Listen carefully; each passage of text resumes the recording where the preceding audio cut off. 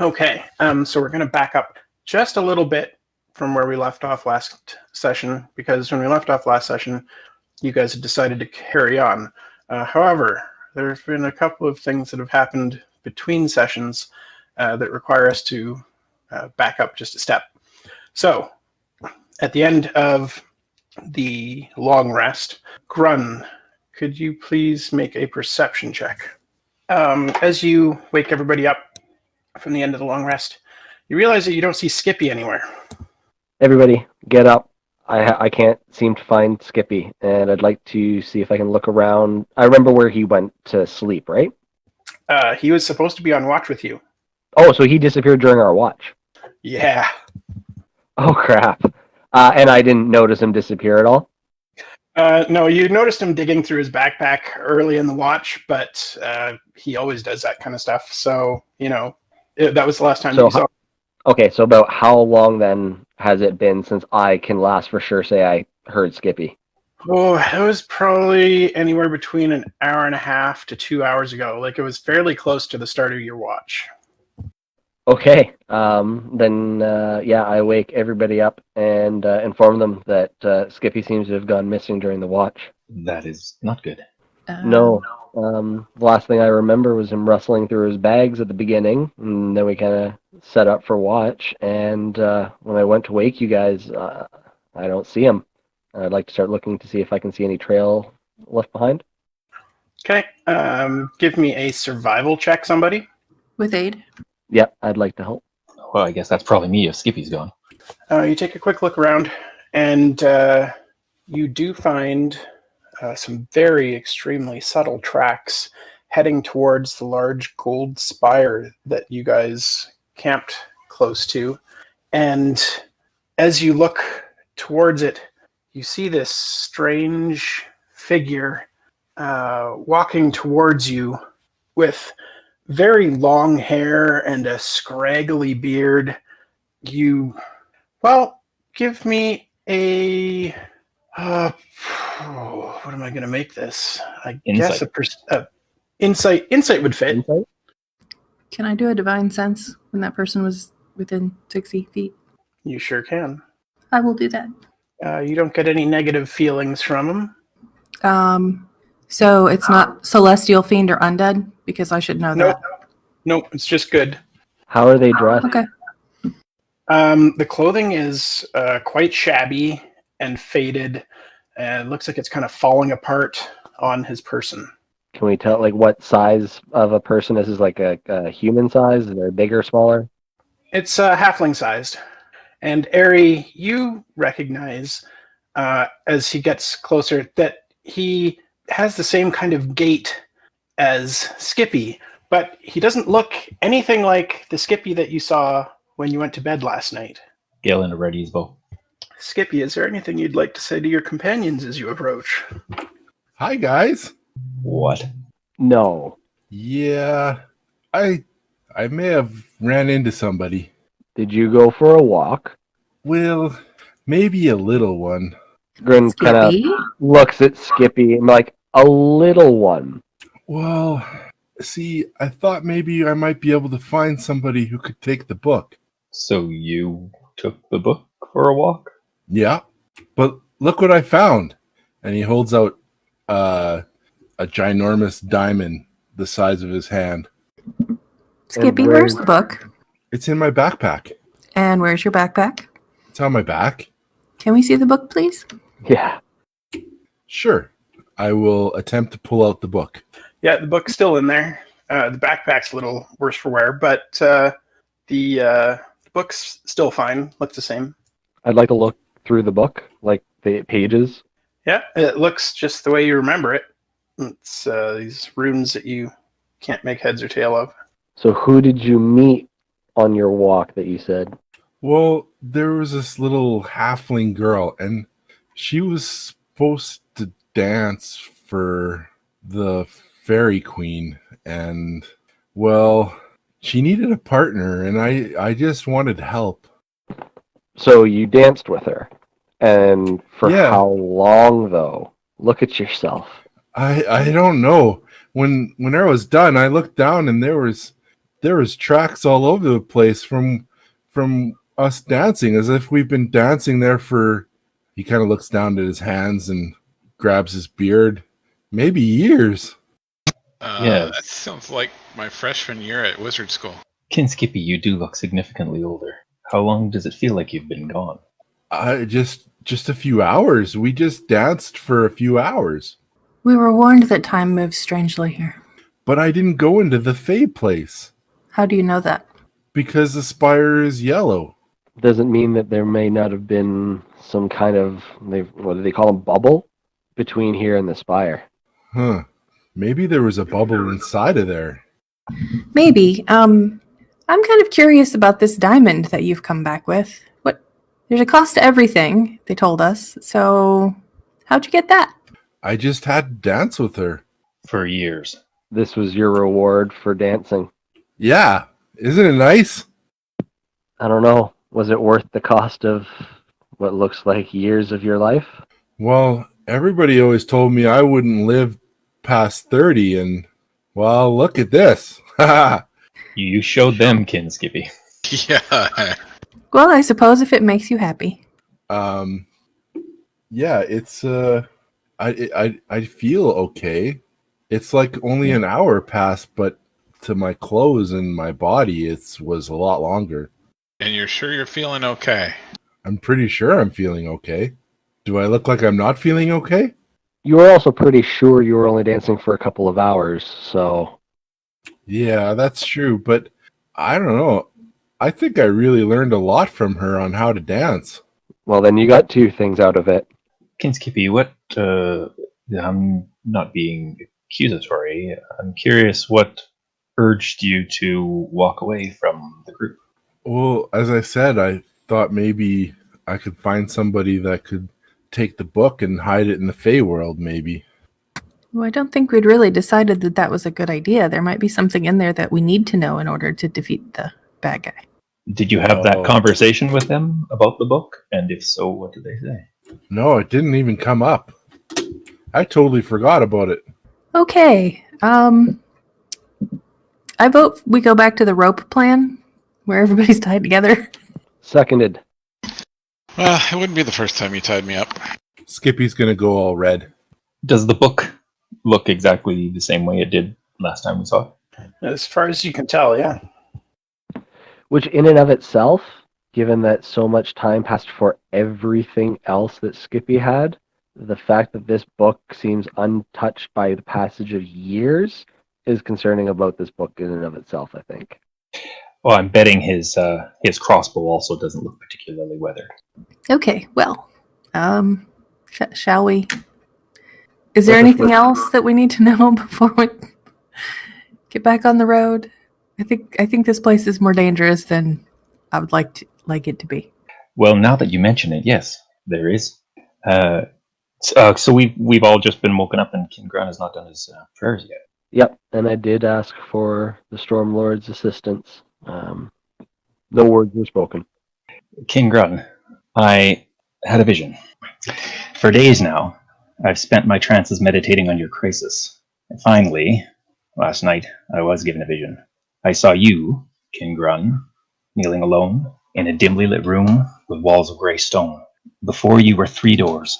The middle door had a lightning bolt carved into the surface.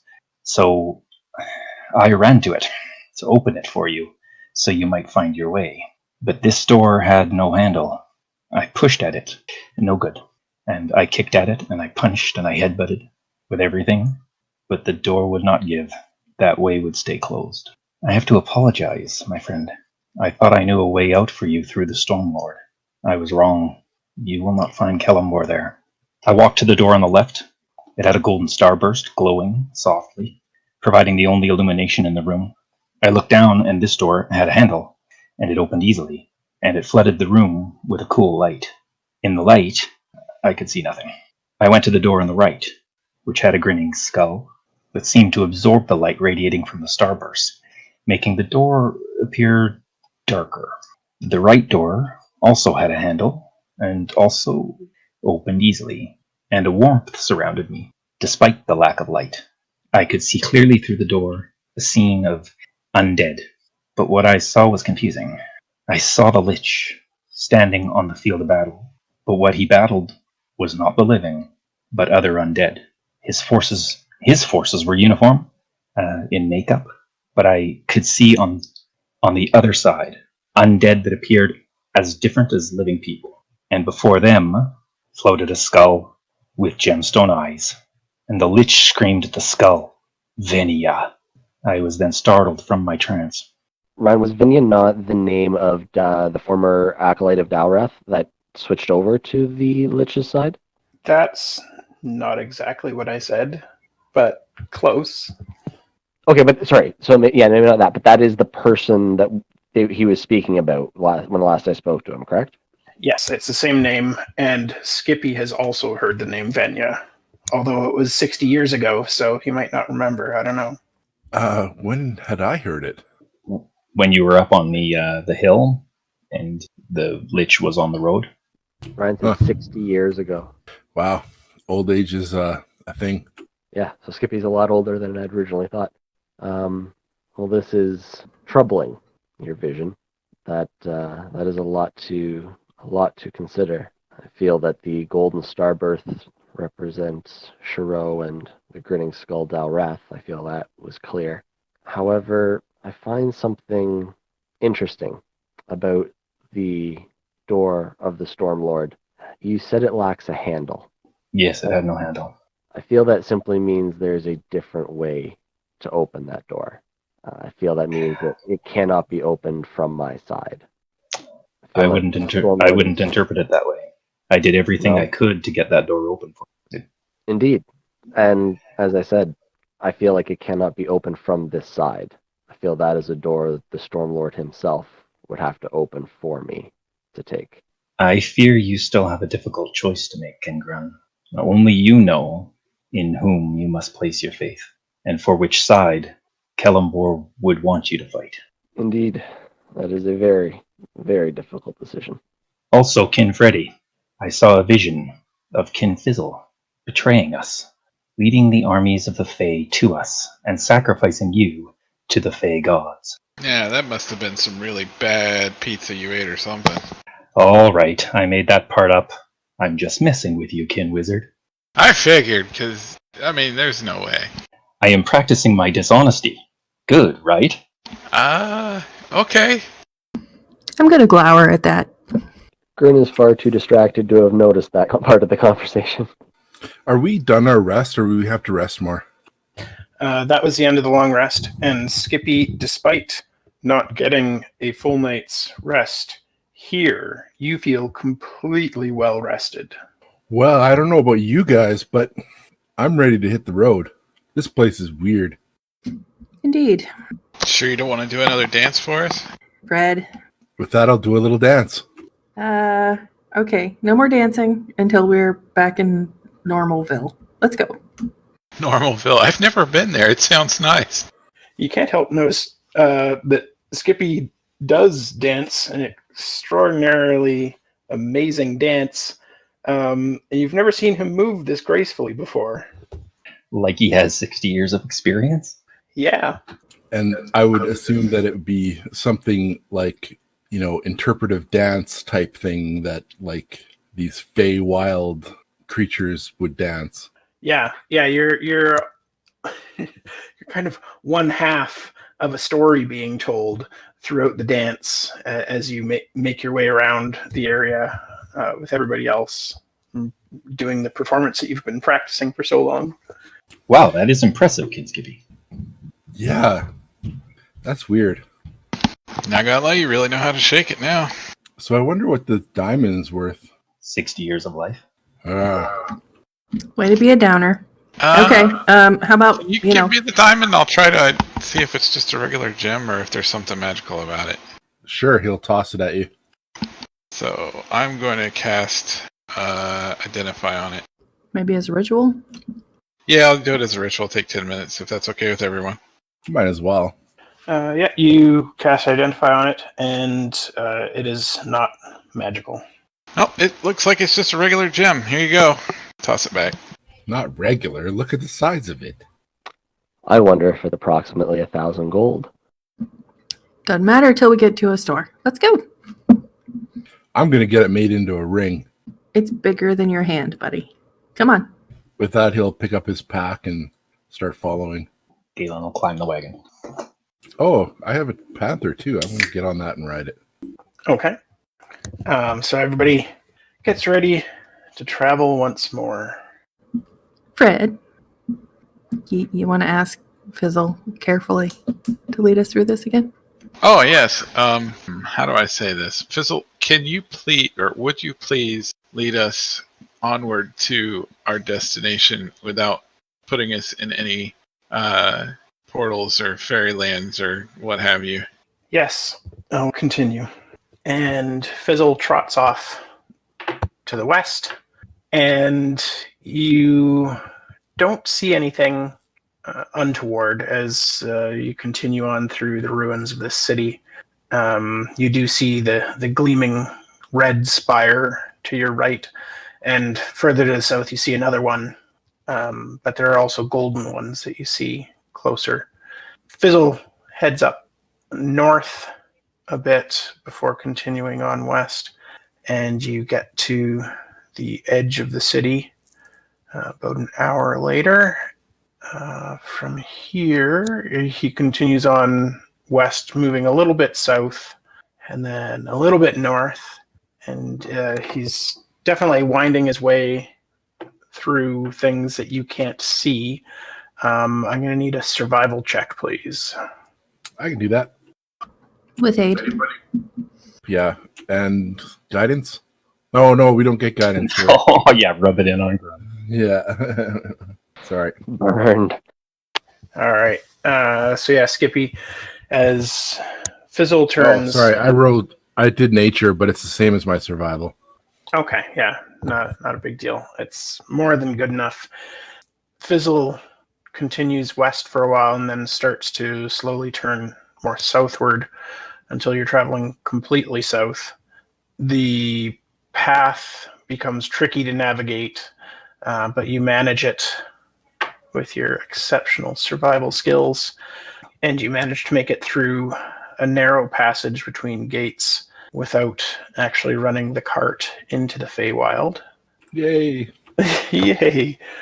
But as you come out the other end, all of a sudden the whole wagon rocks wildly, and you hear a roar from behind. Uh-oh. Initiative. There it is. I feel that's really appropriate for Grun's mental state right now, though. So, Ari, you are driving the cart, the wagon, when all of a sudden you feel a huge impact on the side of it out of nowhere, and hear this roar from behind you. I will go investigate that. You peek around the edge of the wagon, and there is some large creature that came out of nowhere and just it looks like it's shoulder checking the wagon, trying to knock it over. Huh. And do I know what this thing is? Maybe. Give me a nature check. Nope. It's just big and green looking and smells kind of funny. I don't even know what shape it is from where I'm sitting. Oh, it's humanoid. It's just large. Okay. Well, I'm going to get down from the cart and walk back there. How far is he from me? 10 feet. Right. So,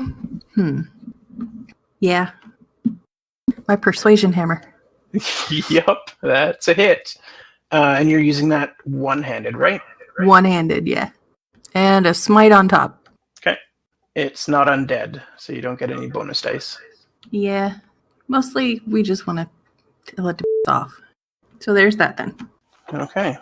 So you whack this thing, and your sword hammer glows with divine energy.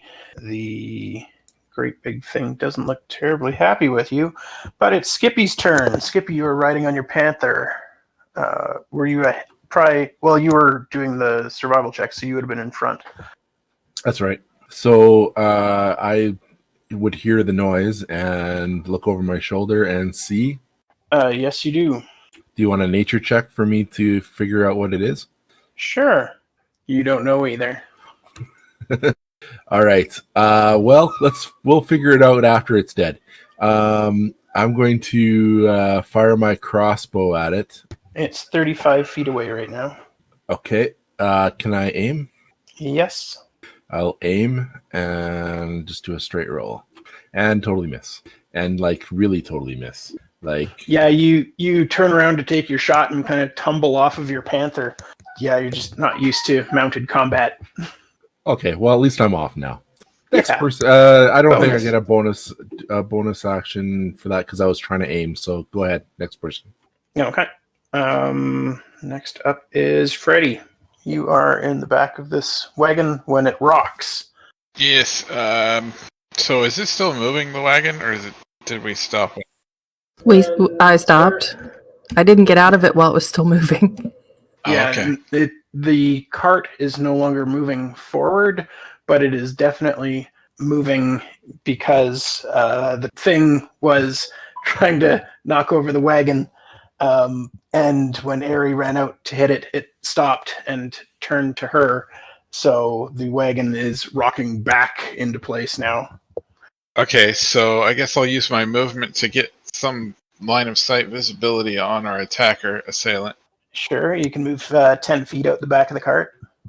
Okay, and then I am going to cast the magic at first level. Okay, so your magic missiles slam into this thing, but it still has its attention firmly on Ari.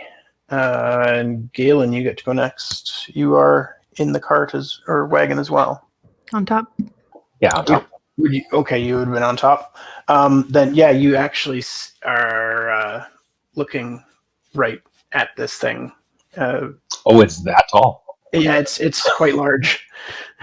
Okay. What's my distance to it? Well, you'd be about 5 feet away from it. And can I get you to make a dex save, please? Sure.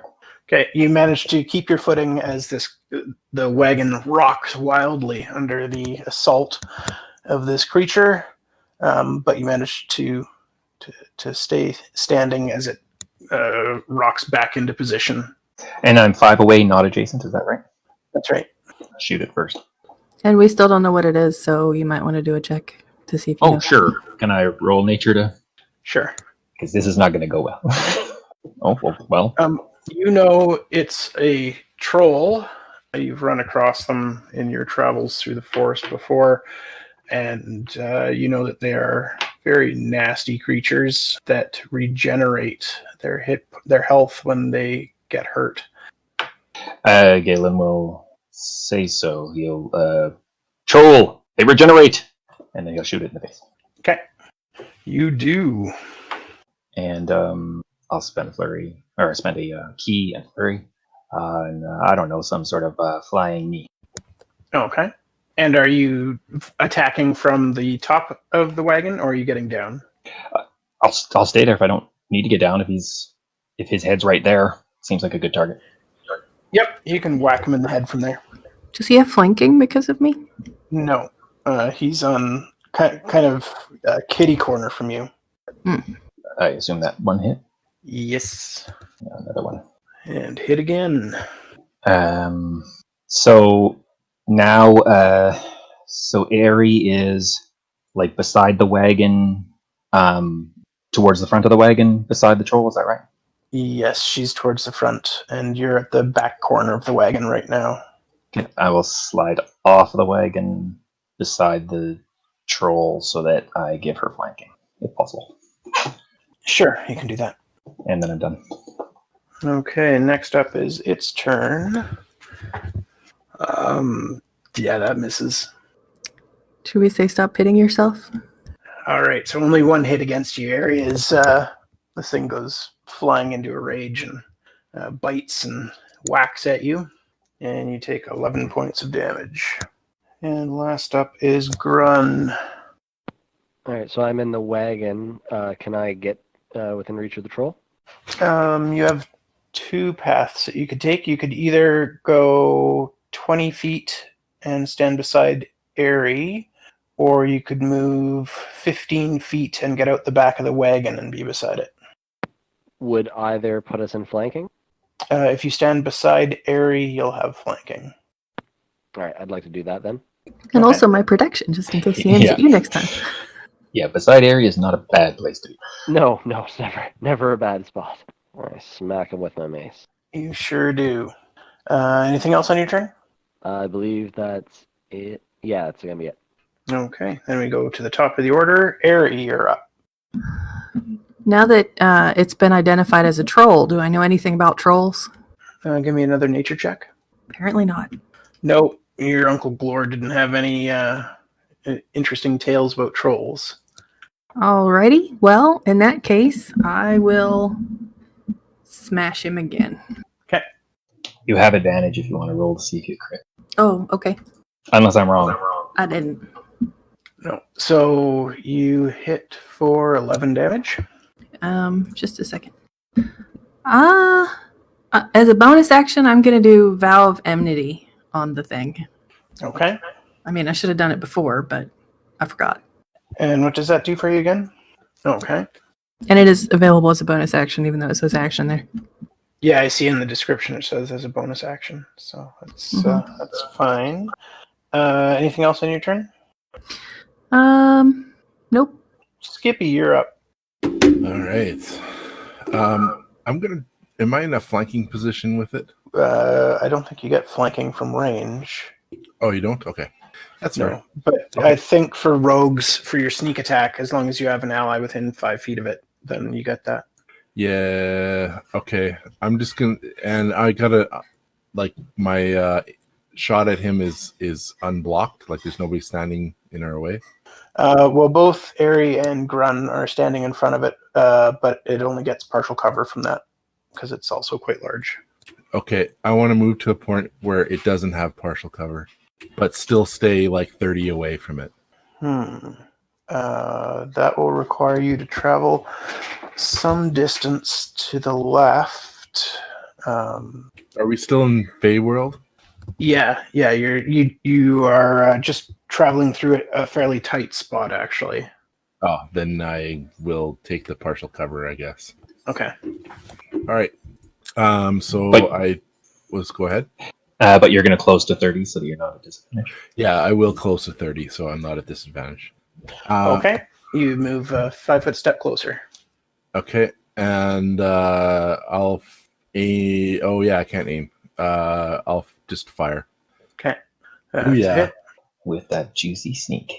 and that's my turn. I think because for bonus actions. Oh, yeah, I can attack again.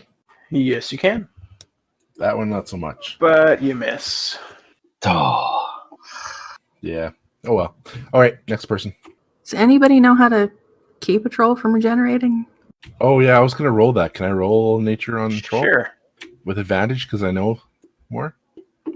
What? Never mind. It was worth a shot. Oh, Oh, I don't. jeez. Halflings don't know nothing about trolls. We know about fays, not trolls. It's stinky. Maybe water will help. Okay. If it was a unicorn, you could totally tell us how to kill it. Freddy, you're up next. Well, I'm going to see if I know anything about trolls, I guess. Sure. Come on, rack that big brain. No, you don't know anything beyond what Gaelen said. Well, what Galen's. Well, I'm going to try to cast Magic Missile at 2nd level this time. Okay. Really didn't do all that much better. And it goes down. Oh, well. Oh, well. I'm gonna take out my axe and cut its head off. Gaelen, it's your turn. Oh. It goes down, and yet we're still in initiative. Oh dear. Wow. So, I mean, I know that it's a troll and that it regenerates, but I don't know. I got no... You can give me another nature check. I could try. I mean, I fluked out on the first roll. No. That's more like it. No, you've just heard that they are extraordinarily hard to kill.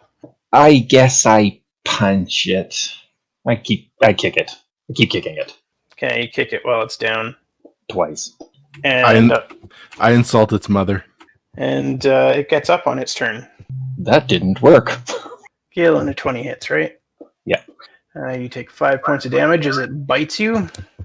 Ow. And Ari, you're taking another 10 points of damage as it turns and claws you. And it's just in a frenzy and runs away straight back the direction it came. So Ari and Gaelen, you guys can take attacks of opportunity first. What about me? You're still beside it as it leaves their threat range. I had pulled out my axe because I was planning on cutting off its head when it fell, so that's why I switched. Okay. Gaelen, you are caught off guard and miss it as it runs away. But Ari, you bury your axe in its back, but it continues to go. So Grun, you get an attack of opportunity as well. Do I still have advantage or no? No. Nice. And it's a strange feeling as your mace connects with it, and you watch as the troll drops faster than your mace swing, and then the next thing you know, it's gone. I immediately take a big step back away from the Fey bubble. Yeah, where it had fallen, there's nothing now. I think there's a Fey bubble right there, guys. Careful. Okay.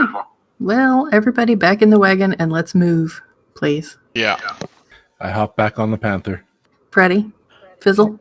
Yeah, we're back. Well, Fizzle's leading, right? Freddie and Gaelen, where are you guys? Climb back. I'm jumping back in the wagon. And Gaelen, you're on top. But he will say when Ares getting back in, Kin Paladin, you should probably heal yourself. Yep, it's on the plan. I will heal myself for 15 points, I think. Okay. Okay. And just as you're getting ready to go, the exact same thing happens again with the wagon rocking wildly from behind. All right. Do we know the path forward? Like, can we see like Fizzle leading? Yes, Fizzle is still ahead of Skippy. Prancing along like nothing has happened. Yep. Okay. So, Are we back in initiative order then? We can be. No, I'm not requesting. I'm just wanting to know. Technically, the previous combat ended, so I was just waiting. Like it sounded like Ari wanted to think about doing something. I'm thinking about taking the wagon a bit further before we dismount and do what we need to do again, so that it's not right next to the bubble. Okay. You want to So drive yeah, ahead? I'm gonna drive ahead a little bit, as long as I'm sure it's in the path that Fizzle's going. But y'all feel free to like hit it. So how far ahead are you driving? Ooh, somewhere between 60 and 100 feet. Okay, the tiger's movement, I believe, is 40. So you're Okay, going so to... one round. Yeah. Okay, so 40 feet. Well, can I get it to dash? Like, is there a command for that? Yes. Yeah, you can move 80 if you want. Let's do that. Okay, so you charge ahead. Skippy, can you make an animal handling check, please? No. With advantage. Told you I couldn't make it. So all of a sudden, the wagon behind you just starts dashing forward madly, and Ari yells, "Get out of the way!" And you're like, and the tiger kind of just bats you out of the way, and you go for a bit of a tumble with your panther off to the side. Well, I'm not that bad of a driver. Come on now. Who do you think I There's am, Deanna Troy? There's no room to maneuver between the Fey gateways, and Skippy is on the only path forward. So if you're Then I wouldn't do this plan. Because I assume I have eyeballs in the front of my head, right? Yeah, you know Skippy's there, but when you yell at him to start moving, and he freezes, are you just going to not move the full distance then? Yeah. Okay, so you move 10 feet forward, and Skippy's like, staring at the mouth of this tiger. Well, Initiative, that's awkward. please. Oh no. Did it's the same thing back? It's another troll. It's a troll, and it shows no signs of injury. And we moved 10 feet. Did it move with us, or did we... No, it's still there, 10 feet back now. Okay, so it did lag behind. Yeah. Okay, Gaelen, the cart has driven ahead and stopped, and you're on top, and you see this troll 10 feet behind the cart. Okay. I'll come off the back of the cart. Shoot it as I'm coming off the back of the cart. Okay. That's a hit. I'll spend a key and flurry. Close on it. Hit it once as I'm going towards it, and hit it once as I'm going away from it. Back the way we came. Are you staying within its threat range? So when I flurry, I get a free disengage. Okay. That's a miss. That's a hit. And so as I travel past him, I say, "Come along, dum-dum." And I move the rest of my full movement back down. How far is it total? So I flurried, so it's 55 from wherever I started. Okay. You are a fair distance back down the path then. Next up is Ari. Well, I'm going to be grumbling, but I will get off the cart again and go back there to hit the thing. Okay. That's a miss. Well, that's what I got. Okay. Anything else in your turn? Nope, that's it. Skippy, you're up. All right, so I'm a fair ways away from this thing, right? 35 feet again. All right, I'll take a 5-foot step towards it, and Are you staying on your panther? oh, I assumed that I'd fallen off my panther when I failed my. Well, check. no, because Ari pulled up so that the tiger didn't trample you. So you're just Okay. kind of sitting there stunned. Okay, yeah, I'll. Can I stay on the panther and fire? Yes, you can. Okay, I'll do that and move 5 feet closer and take my 2 shots. Okay. Miss. That one's a hit. Nice, thanks. Next up is Grun. All right. How far am I from this? From the troll. If you go through the wagon and out the back door, it's 15 feet. If you go around the front, it's 25. Do either put me back into a flanking position? Nope. But either one will put you beside Ari. All right. I will do that. I will go whichever way will be easier for me to move into a flanking position, if there is a difference. Yeah, you can start heading towards the back of the troll, but you don't get into flanking position this turn. Okay. I'll still. I will make an attack with my mace again. Okay, that's a hit. Anything else? Did everybody make a nature check last time to find out if they knew how to kill a troll? Oh, I didn't. I can do it now if you want me to. That would be the last thing for my turn. Did Ari make a nature check to find out if she knew how to keep it from regenerating? Yes, she did. I did. I sucked at it. So, Grun, being familiar with healing powers, you figure that if the troll is attacked with fire or acid, that might stop it from regenerating. So can I use for the last thing on my turn, my free action to call out to the party, burn it or melt it with acid. It's probably the only way to kill it. Yep, that's fine. And now it's its turn. Harry, does a 19 hit? I believe so. Yep. You take 9 piercing damage from its bite. And Grun does a 15 hit. Just hits. You take 25 points of damage as it slashes you with both of its claws. Ouch. So I am quite rough, like almost down. Gotcha. Is he beside Ari?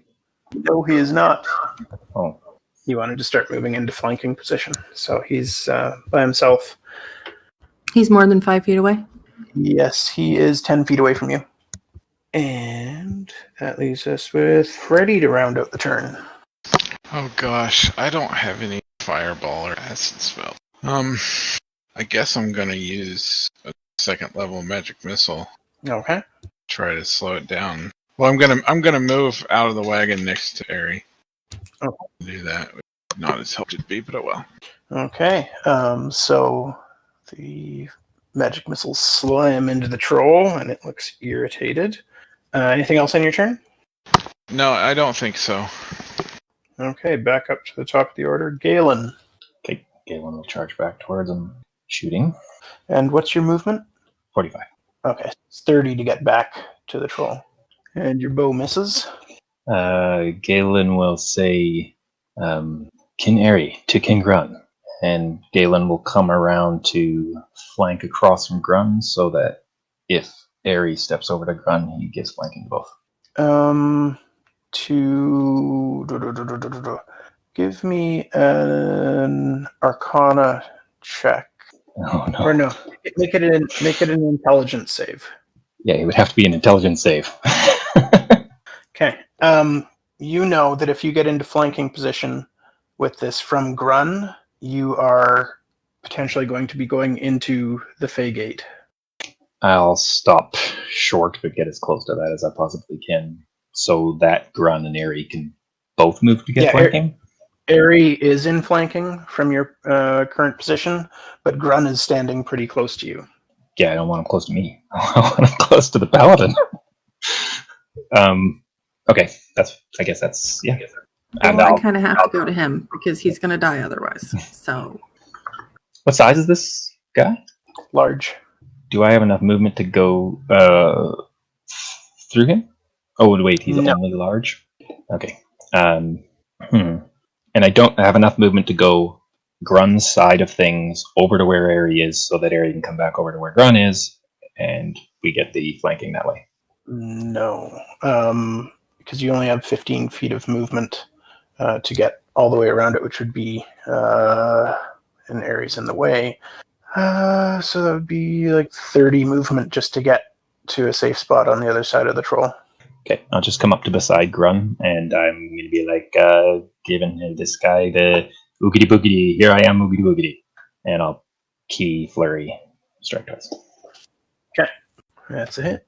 And second one's a miss. And that's me. Okay, next up is Eri.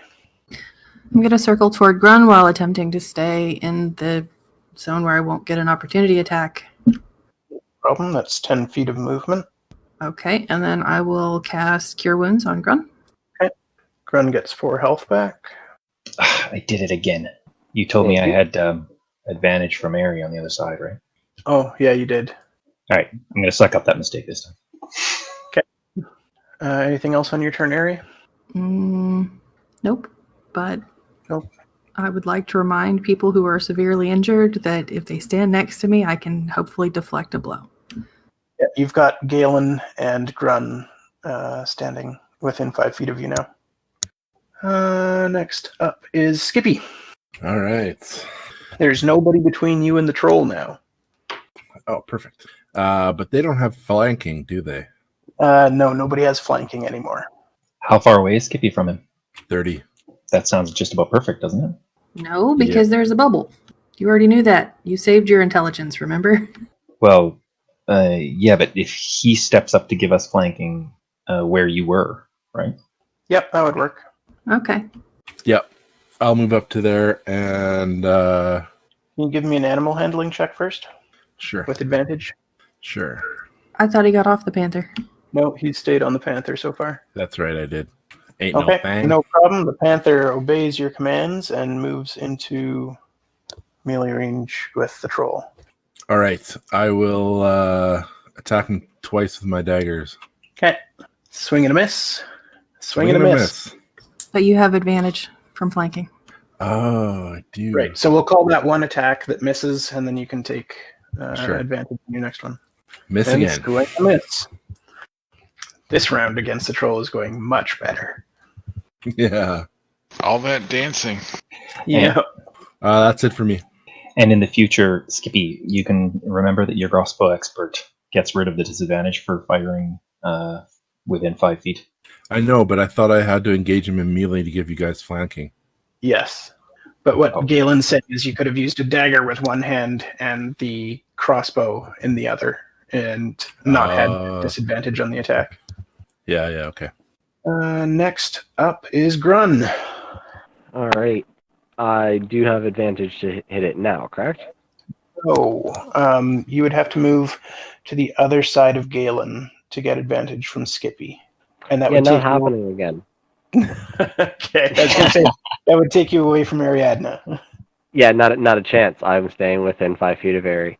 I wasn't sure, if I could move that just a little bit and still stay within there. Okay, I will make my attack. That's better And damage. you whack at one.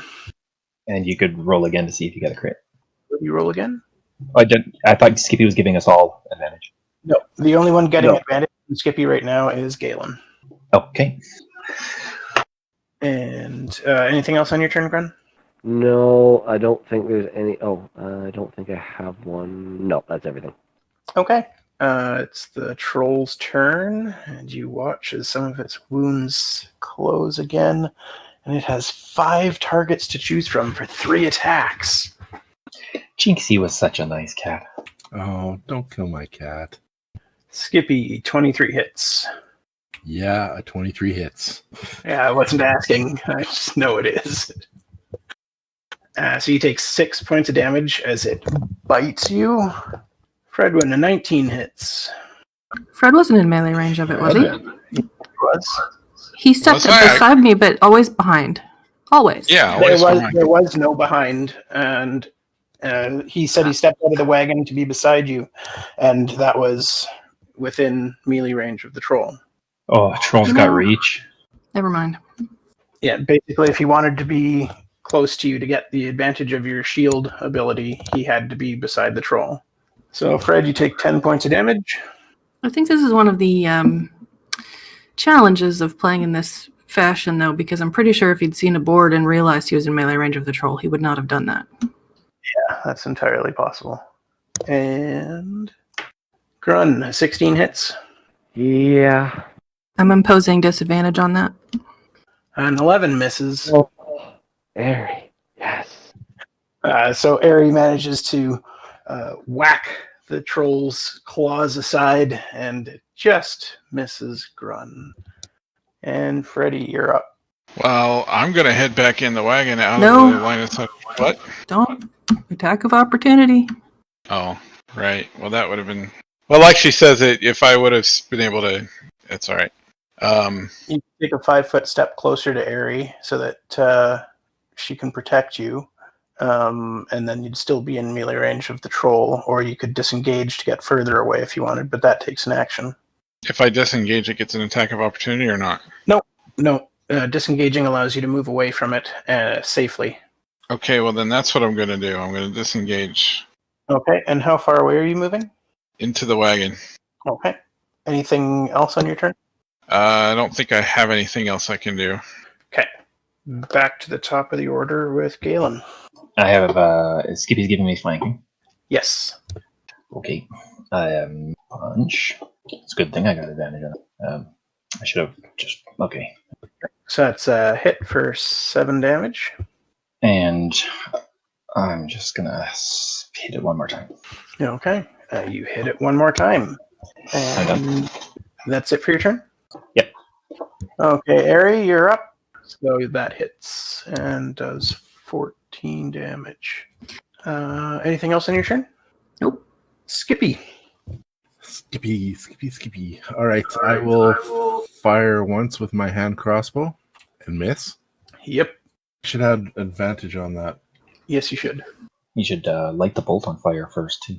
Yes, that's a hit for 10 damage, and it goes down. All right. Anybody have any fire? I'm having visions of trying to kill this thing with a tinderbox. Grun pulls out a candle and his tinderbox and immediately starts trying to light the candle to burn the troll. It's the only fire I have! It's the only fire our entire party has. I thought I had torches. Grun, give me a survival check. A what check? Survival. And then I said, please have a torch, because I'll light that instead. Yeah. I think we pretty much all have torches. I don't. Most of us can see in the dark, but I don't. Well, I do, because I am human. Yeah, I think he has them too. So, Grun, in the heat of battle, you pull out your tinderbox and you're trying to light this thing on fire, but you don't have any success in getting a spark to catch. and it's its turn, and it gets up. Got a question for you. Sure. What is lighting a torch? Is it a bonus action or That would be use an object for an action. Oh, okay. Yep. His turn. Go ahead. Big guy can recover and attack on the same turn. Oh my goodness. Oh, Skippy. At least it's the bite on the first attack, which does less damage. Oh my god! Not again. Is that against Skippy? Yeah, it's against Skippy. And Skippy takes 10 points of damage as the troll bites him. Skippy, don't you have Free disengage. I should have disengaged him. No, I have to keep you. Oh, you get your your uncanny dodge next turn, right? Or next level, right? Yeah. Sorry to rub that in. Airy, you take 12 points of damage. And Okay. Grun is getting attacked. Are you going to impose? I am. Grun, a 13 misses, right? Yes, it does. Once again, Airy has saved your life. Grun may convert to Shiro simply to repay Airy. Yeah, it fits. Simply out of that's just like, wow, she saved my so many times. I feel like She just keeps batting its claws out of the way. I'd be making death saving throws like 3 times over by now if not for Airy. So yeah. Yep. And last in the order, but certainly not least, is Freddy. So I'm going to rummage around in the wagon for a torch and light it and toss it to Airy. Not me. I'm holding a battle axe and a shield. Okay, I'll toss it to whoever is not holding stuff. Gaelen. Gaelen is the I'll best toss it to catch. Gaelen. Yeah, you can light a torch on your turn, and then run it over to him, and it won't get you in range with the troll. Okay, as long as it won't get me in range of the troll, because I'm pretty sure Airy will kill me if I take another hit. I'm not worried about the troll. I'm worried about Airy. Okay. As he should be. So you're now behind Grun and Gaelen with a lit torch in hand. And I hand it to hand it to Gaelen. Well, he'll have to take it on his turn, which is now. Don't we need it down first again, or? Gaelen will. So that's just like drawing a weapon, right? You can just take the. Yeah, you can just take it, no problem. Yeah, take the torch. Improvised weapon. Improvised weapon. Unless it's, do you have to make an attack roll if it's down? It's not down. I know it's No. not down, but if we got it down first, would you have to make an attack roll with it? Can Gaelen get a sense of how close it is to being down again? Like, we've seen it fall a few times. Yeah, it doesn't heal a lot when it regenerates, but it's enough that it gets up and is battle ready. So it's still looking really hurt. Yeah. So Okay. Galen's going to... What I'll say is if you want to hold your attack action for when it goes down, then you could light it on fire in the same turn. Yeah, that's the plan. Is Galen's going to hold his action until just before its action, and he's going to hit it. So just before its action, it's either already down, right? Yeah. And prone, I suppose, and or it's still up, and I might as well try and hit it. Sounds good. Airy, your turn. You whack it with your axe, and it's still standing. Anything else? Nope. Skippy. All right. I'm gonna disengage with it. I can do it as a bonus action. Yep. I'll move back 30 and fire once. Okay. Does that hit? It does, and it goes down. There you go. Gaelen. Ooh. It's Grun's turn. I will try to attack it again. Okay. You get advantage because it's prone on the ground. Try to keep the thing down. You whack at one. Why won't you stay dead? Just die already! And it's about to be the troll's turn, so that triggers Gaelen. Okay. Just looking at improvised weapon. Are you? Yeah, I'm wondering if you can just swing it like a club, because I think monks are proficient with clubs, aren't they? Yes. That they are. Yeah, all simple Yeah. weapons. Yeah, so just make a regular attack then. Sort of regular. Advantage. Except that I'm using my strength, right? Right. Okay. Just let me give myself a club for a second. Sure. You just hit it.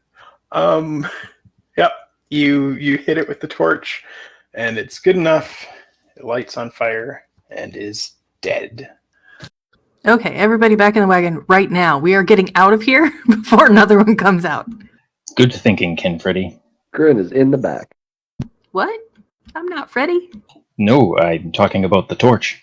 Oh, that. Mm-hmm. Well, I am not feeling too well, so I'm going to get back in the wagon as fast as I can, which isn't very fast, probably.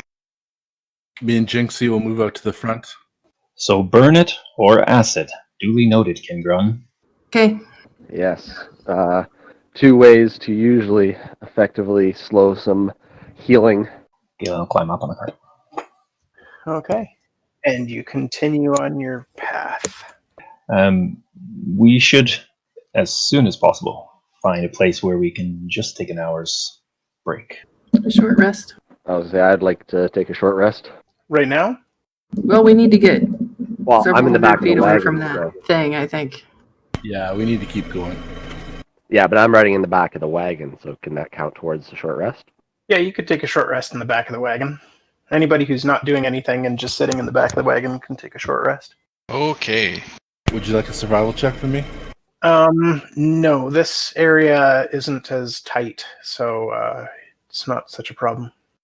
So yeah, you travel on for an hour. Anybody who's in the back of the wagon and wants a short rest can take one. Okay, Gaelen will use his self-heal once. Oh, that's terrible. Does a short rest restore any of my hit points? I'm sorry. If you use hit dice, yes. Alright, so I will do that. Whopping 2. I think you can use more than one, Fred. Yeah, if you've got more than one hit dice left, you can use as many as you want. Just be aware you'll only get half back when you... Yeah, half back for the next long rest. Okay. All right. So we've traveled an hour. How safe does this area look? Decidedly unsafe as you come around following Fizzle and see a gleaming white horse-like figure in the path ahead. Don't hurt it. I think I met this guy before. Is this that corny thing you were talking about? Well, can you ask it to move out of the way? Maybe it has a message for us. Let's go try talking to it. I'm going to do a divine sense. If I'm within 60 feet of it. Yep. And Galen's going to try and size it up with insight if possible. It is both celestial and good. Yay. All right, so I'm going to stop the wagon. Okay. I will get off of Jinxie and move forward with my hands to the side like I'm not going to hurt it and kind of whisper, hey, there's a good boy. Don't worry. We're not going to hurt you. What can we do for you? I'm going to look at Grun and say, do we really want him speaking for the party, given that he's aged 60 years since we've been in here? Skippy, what languages do you speak? Oh, definitely not. Definitely not. Maybe you or Gaelen should go out there. I'm not really much of a public speaker. Common, halfling, and thieves' cant. I am also not much of a public speaker, but Kinfreddy, don't you speak the language of the good things? Yeah, I speak Celestial a little bit. It is celestial. Can you go round Skippy up and talk to the horseshoe thing? Go there. You're good with animals. Just remember the whole rules thing, right? Come along, Kinfreddy. I will escort you. Sure. Grun will go up as well. I'm going to do the interpreter thing Skippy. as best I can. Okay, so Skippy has gone forward, Gaelen has gone forward, Fredwin has gone forward, and Grun has gone forward. Yes? Somebody's got to stay with the wagon. Okay. That's fine. Okay, so you all approach the unicorn, and it's just standing there, kind of pawing the ground. Skippy, don't approach too close. I'm just going to start with hello, see if it responds. In what language? Celestial. You hear a voice inside of your head that returns the greeting in Celestial. Perhaps it doesn't hear you. My name is Fredwin. So how's it going? I know well your name, Fredwin. So, do you know why we're out here? Yes, and that is why I have come to speak with you. For your time with Fizzle is now at an end. Why is that? Fizzle has escorted you through the magical bubble that encapsulates all of the Fey Gates as promised, and in return, he wishes his freedom. Is Freddy's side of the conversation out loud or in his head? Well, even if it's in my head, I talk out loud. So, but he's always had his freedom.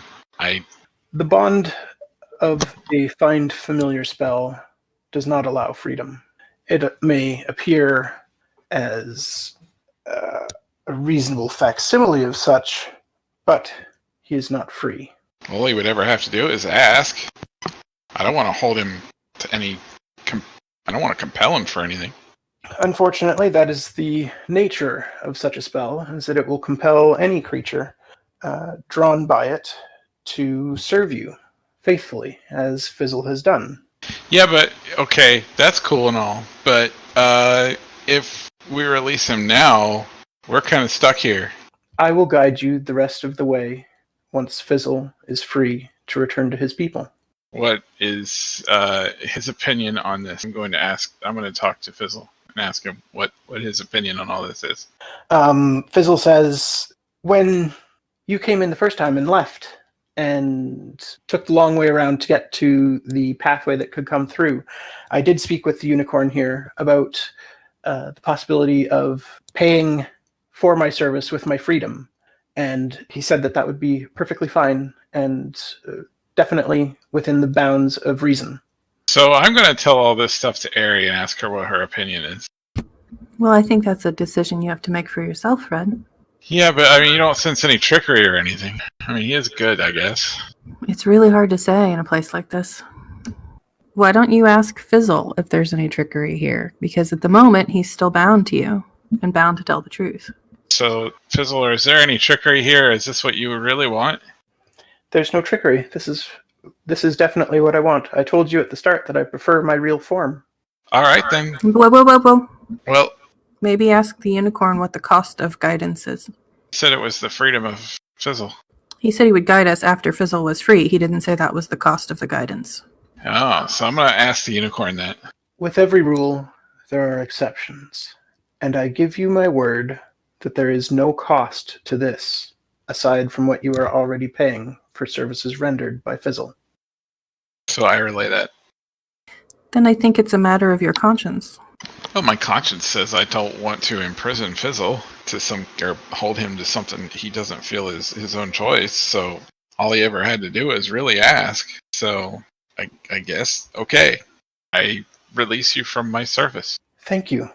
The little dog transforms into the figure of a fairy, and you see a whole host of other fairies suddenly appear in the pathway ahead. Fizzle flies around excitedly with the others, and they all shoot off to the north and disappear as soon as they cross the boundary into a Fey Gate. Well, I'll miss you, little guy. Fare thee well, Ken Fizzle.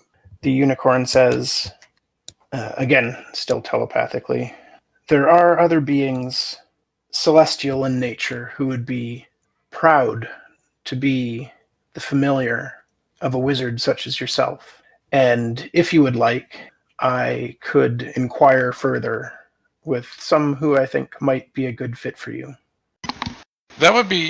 I would appreciate that. I do enjoy having a familiar, although I never realized that it was a compulsory thing. So if anybody is like wanting to do that voluntarily, then I would do that. Very well. Let us continue out of this place, and while you are outside, I will return to the Feywild and see what I can do. Can we take a rest first? Do you wish to rest here or outside of the bubble? Which do you think would be safer? In here. Then let's rest here. Okay. Short rest? Yes. Okay. So if anybody needs anything from a short rest, go ahead and take that now. I guess Gaelen can pop one more self heal before he short rests. And Grun and Airy, can I get you guys to roll intelligence checks for me, please? Eh? So through the course of the day and travels, you guys have been continuing to teach each other skills, and you both feel like you've made progress in learning these new things. Oh, you mean I know what language it is now? Yeah, you've picked up a few more words, and it's by no means fluent, but you can at least understand. You now know all our names. Okay. And maybe a funeral rite or two. Do I know how to ask where the bathroom is? That's always the first thing you want to learn in a new language. Absolutely, and you know the curses. All the swears. Seems fair. I do swear a lot. Well, good one left out the good stuff. And now you don't have that like gold dragon accent that no one likes. Okay, so the rest ends. Kinfreddy, does that noble cornicorn understand when we're speaking? I'm sure he does. I could ask him, though, if you're concerned. I was just curious. So I asked the corny corn if he understands when others are speaking and understands the common tongue or any other languages than Celestial that we've been conversing in. The only languages that it understands are Celestial, Elvish, and Sylvan. Oh, well, that's a help, because I'll switch to Elvish, because I know that a lot better than Celestial. Okay. So do I. So at the end of the short rest, are you guys ready to continue on your journey? So we are fully outside of all the Fey bubbles, or not yet? No, you're still inside the largest bubble that contains all of the Fey gates. Is everyone healed? Ish. I mean, I was down to like 5 health, so not all the way, but... And do you still have some hit dice left, or did you have to use it? I have 1 left, but I'm not sure if I want to use it right now. No, it's good to keep that on. I'm definitely I've used 2, but I'm still down by 4 hit points. I still have 2 hit dice left, but I didn't want to use them because I wanted to get all my hit dice back. And Freddy, you were hurt. Did you heal up? I healed, but not all the way. I'm down 4 hit points. And considering I only have 13, 4 is pretty significant. Right, it's a large portion. But mostly everyone's just kind of scraped. We're a little banged up, but good to go. Okay. So you guys continue on your journey, and it's another hour to the west before you come out of this bubble. As you come to the edge, you can see that the sun is shining from directly overhead, and the jungle is well lit. Is there a towering undead colossus made out of little tiny things? Make a perception check. Can I do so from the top of the wagon? I think at this point we are all paranoid enough to be looking around. Yeah, that's fair. So you don't see anything, any of you, like nothing untoward outside of the bubble. Okay. How much day do we have left? It's about noon right now, but you've been traveling for 6 hours. Okay. So now we have a difficult decision. Do we stay in the bubble for our sleep, or do we travel a couple more hours before our sleep and not have the limited protection that the bubble offers? I feel at this point, I mean, we trust the unicorn's word enough that if we asked it to lead us to a safe place at the edge of the bubble to sleep for the night, I'd be willing to believe its word that, it would take us somewhere ideal for us. That sounds reasonable. Okay. The unicorn takes you up to the edge of the bubble and says, you have left the undead far, far away. There is no risk of them here, and even if they were directly outside, they would not enter. But if you take a lengthy rest here, less time will pass in the world outside, and they will still not be anywhere near you by the time you wake. Sounds like a good plan. Hey, Mhm. Freddie, Yeah. can you ask the unicorn if he knows anything about the book? Yeah, I probably can do that. The unicorn doesn't know anything about the book and can't read the script. Does he know anything about Shiro or Dowreth? Yes. Fred? I will ask him about what. I will ask him to tell me what he knows about that. The heavens are heavens and hells, as far as I know, from the devils that are scattered throughout the Feywild, are all in a state of flux, as Shiro and Dowreth have returned and are hunting the gods across the cosmos. They do not hunt only the gods, however. There are also lesser celestial and devilish and abyssal beings that they are hunting down. And as such, I believe some of those who are being hunted may be most willing to be your familiar. Oh, Noble Corny Horse, can you tell us anything about this battle between Shiro and Dowreth? Anything more? Your wording is incorrect. While there once was a battle between Shiro and Dowreth, it is no longer. They are, I would not say allies, but they are of the same mission in their own lands.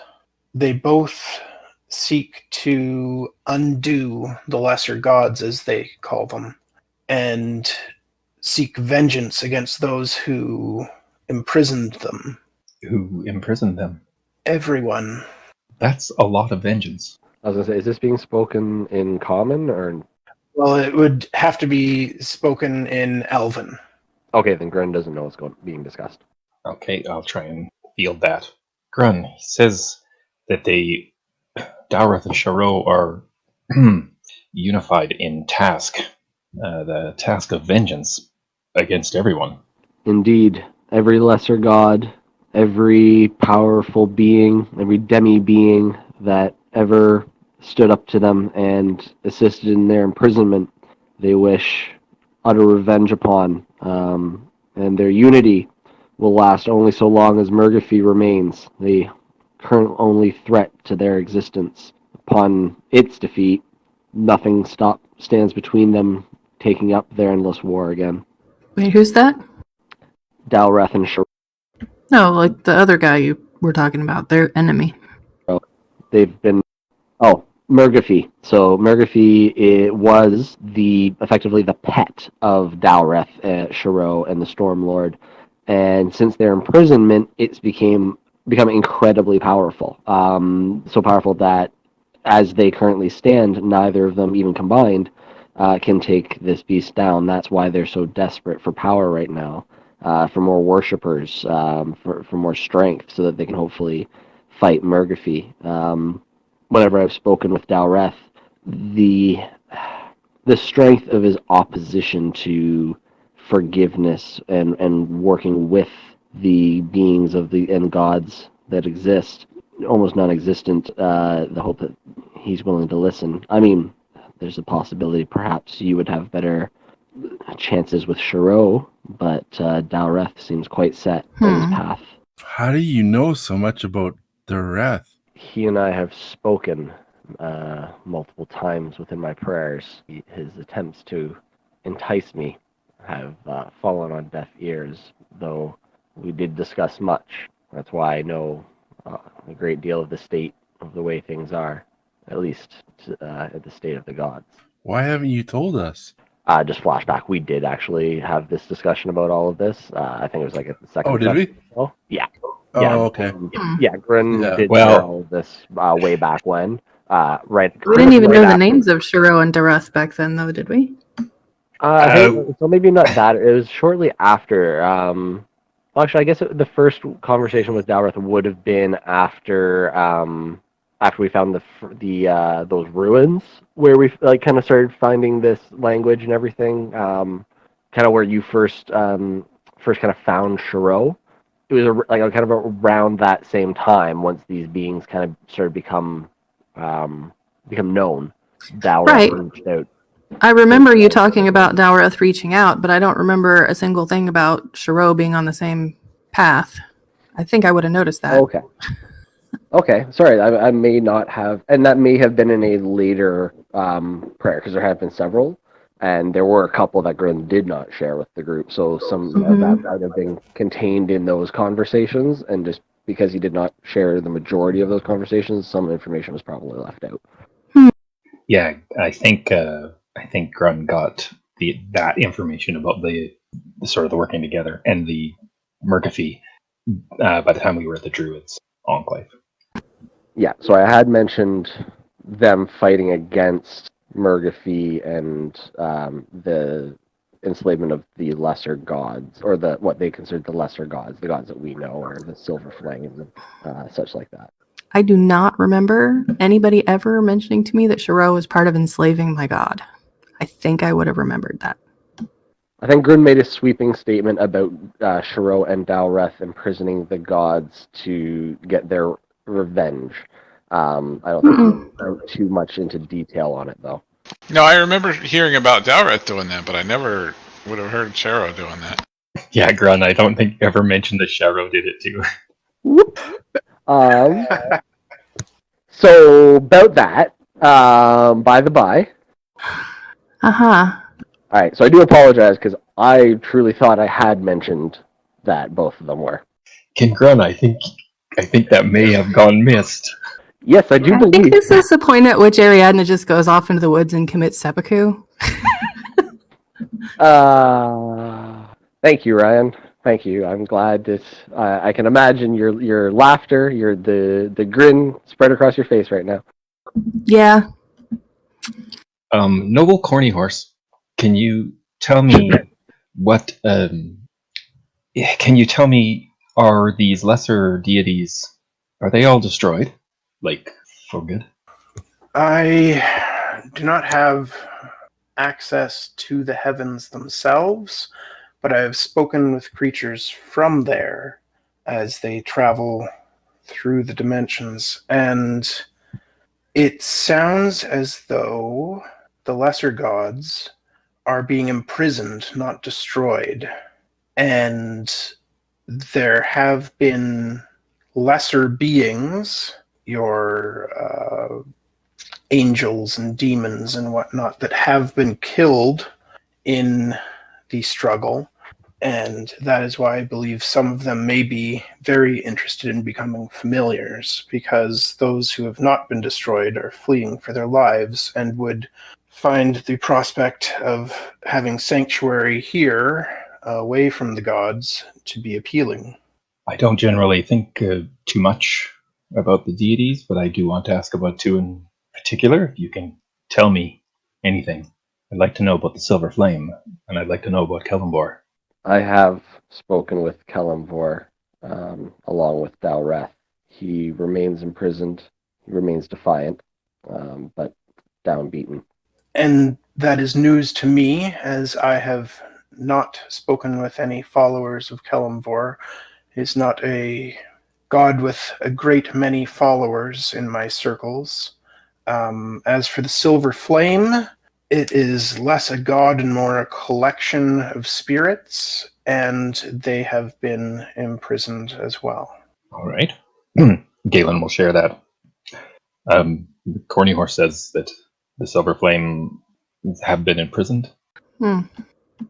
Do we intend to spend the night here then, before we move on? Oh yeah, this is apparently the safest place and will prevent as much time from passing out in the real world, which means the undead will be even further behind us when we do leave. Noble Corny Horse, would you like to join us for our night's rest? We can offer you whatever protection we might. I am quite capable of protecting myself, and I will be leaving you for the night.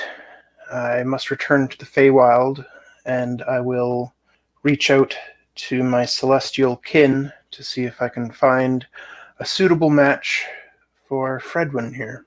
Well, if you end up being Kinfreddy's familiar, I can say that I don't believe you could find a better wizard to do so with. Oh, I am quite content with my life in the Feywild, away from the gods, but I appreciate the sentiment.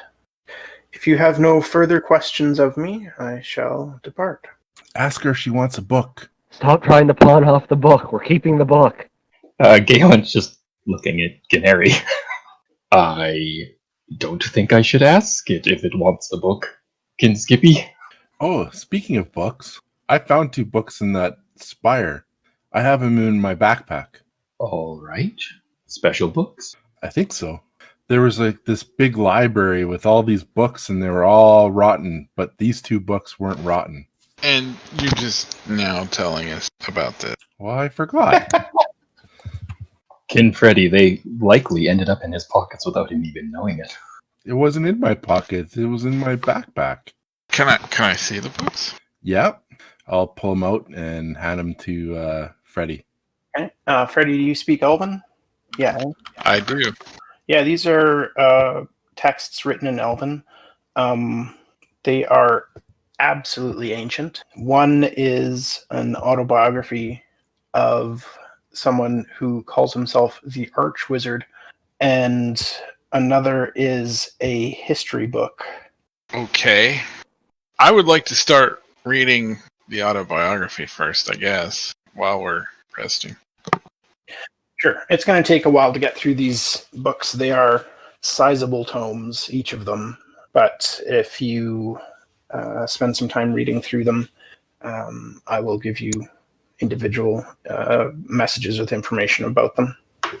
Okay. What do you got there, Kin Freddy? Well, like I said, or I think I told them what the books were. I would have said that out loud, sorry. Okay. And then I would start reading the autobiography, as I thought that might have more information right now, but I don't know why I thought this, but this is what I thought. Shall we set up camp? But actually, before I delve into this book, I'm going to go check on Ari. That is an excellent idea, Kin Freddy. Kin Grun, will you help me set up camp? Absolutely, I will. Kin Skippy, can you not wander off, please? Okay. What if I have to go pee? Then go pee. Right here? Or can I wander off and do it?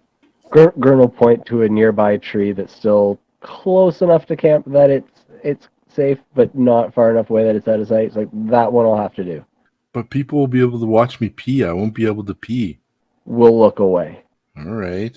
Kin Grun, have you come to any conclusions? No, the day hasn't really left much room for contemplation. All right, then I will leave you to it. Thank you, friend Gaelen. Hey, Gaelen, do you want to play dice? Does Freddy know where Ari went? Freddy's walking the dogs at the moment, and also attempting to talk Ariadna out of just walking back into the Feywild. Right. Okay, but Freddy has safely found Ari. Well, I suppose. Otherwise, Gaelen was thinking to send Skippy to just keep an eye on the wizard. I can do that. Do you want him to be able to see me or not see me? Well, you know, Kin Skippy, I'm just concerned about his safety if he hasn't found Ari. If he has found Ari, he's quite safe. But then I might not be. Strangely enough, Kin Skippy, I don't tend to find myself worried about your safety. I tend to worry about the safety of the things around you. Harsh but fair. Skippy will shrug and wander off in the direction that Freddy went stealthily. Very stealthily. Like a ninja. Skippy shrugs and disappears in front of my eyes. Other than that, Galen's going to leave Grun to his contemplations and set up camp. Okay. While we're waiting for Freddy to come back so that he and Ari can do their conversation, Grun is meditating on Galen's words and attempting to envision this room that Gaelen saw while he is deep in prayer. And so I asked Grun, and we're going to do this in voice chat so everybody can hear it. So there's no secrets this time that he forgets to tell people. Yes. As long as everybody's okay with me taking up some time here. No, you go right ahead. You fall into your prayers and meditations, and you do find yourself kneeling on the ground, and when you look up, you're in a stone room, and there are 3 doors in front of you. The one directly ahead of you has a lightning bolt carved into the door. The one to the left has a starburst symbol carved into the door that glows and provides the illumination for the room. And the door to the right has a grinning skull that appears to absorb the light from the starburst, making that door darker than the rest. Like Gaelen said, does the door with the lightning bolt have no handle? There's no handle on that one, and there are handles on the other 2. I would like to walk up to the Stormlord's door and just kind of like place my hand on it. And do I get any of that sensation like Gaelen was mentioning? Sorry, what sensation was that? Well, Gaelen kept saying like he felt like no matter what he did, that door would not open. And Right. So was it just like a physical, like because he bashed on it so much, he felt like, oh, physically there's nothing that's going to open, or was it like more of a feeling of like, no, this door will not open for you? Give me an insight check. Not one to roll low on. The door appears different from the other 2, and not only because it lacks a handle, but because it almost appears to be fused shut with the stone surrounding it, as though it is incapable of opening. And does it look like it's been fused naturally, or does it look like... Yes. Okay. It almost looks like the stone has grown over the door in parts. Does the stone feel cold? You don't feel anything when you touch the stone. Like no sensation, like even of the stone? No, you have no sense of touch whatsoever. Like that, your hand stops, but you're not getting any kind of sensation of what it is under your hand. Okay, and is that just like because of the place that I'm in? Like I don't feel anything tactily, or it's just where my hand touches the door, I'm not getting tactile input? When you touch the door itself, you feel a wood grain under your fingers, but the stone has no sensation at all. Sorry, if I feel wood grain, could I kind of feel around the door where a handle would be? Yes? Do I feel a handle? No? Just more wood grain sensation? Yeah, it feels just the same as the rest of the door. Okay. I would like to move over to the door that's radiating some light. Okay. And I'd like to put my hand on it before I do anything else. Like I just want to put my hand, and how does it react? It feels the same as the other door. You feel that same wood grain feeling under your fingers. Despite the appearance of the door not being wooden. The wooden feeling is the exact same, but there's no stone overgrowing like the edges of the door anymore here. It's free to open. Okay. Grun's gonna open it to see this light Gaelen meant. You do experience the same thing that Gaelen said. It's a bright light that leaves you blinded so that you can't see anything beyond the doorway, and it's a cool light. It's not like radiating any kind of heat or anything. Okay, but it's not cold light. It's just not warm. The way it described it to me made me feel like it was almost like an absence of warmth, as opposed to just not feeling warm like you would expect light would. Right. Yeah. There's definitely no warmth to it, and it does feel just a little bit cool. Okay. I asked what seems like a weird question. When you say cool, are we talking like a cool spring breeze? Are we talking the cool of a grave? A cool spring breeze would be a good way of putting it. Okay. Without going through the door, Grun would like to say, Shiro, I've spoken with your brother, Dowreth. I would ask to speak with you a moment. You wait for a little while, but there's no reply. And if I stick my hand kind of like just past the threshold of the door, do I get, like of the open door, do I feel anything? Nope. Okay. I'll take a step back. I will leave that door open, and then I will walk over to Dowreth's door. And when I put my hand on the handle, Grun is definitely going to hesitate before doing this because he really doesn't want to do this. But he opens the door anyways. Shiro's door closes before this one opens. Huh. Okay. I still open the door. Okay. You open the door.